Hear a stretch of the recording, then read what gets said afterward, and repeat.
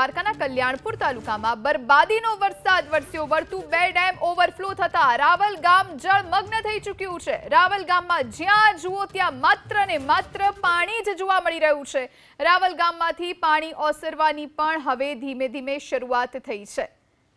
તો આપ દ્રશ્યો જુઓ, આકાશી દ્રશ્યો આપને દ્વારકાના કલ્યાણપુર તાલુકાના બતાવી રહ્યા છે, જ્યાં બરબાદીનો વરસાદ, કારણ કે દ્વારકામાં લગભગ 1 અઠવાડિયાથી ઓછા વત્તા પ્રમાણમાં વરસાદ વરસી રહ્યો છે, જેના કારણે તાલુકા સહિતના અન્ય જે ગ્રામ્ય વિસ્તારો છે ત્યાં અત્યંત ભારે જળભરાવ થયો છે।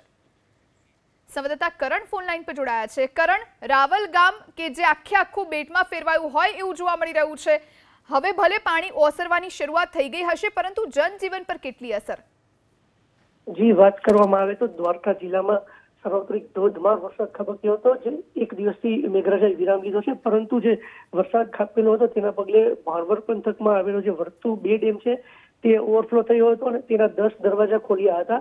જે વર્તુ 2 ડેમનું પાણી છે તે રાવલ પંથકમાં ભરાયું હતું। રાવલ ગામ જે છે તે બેટમાં ફેરવાયું હોય તેવા દ્રશ્યો સામે આવ્યા હતા।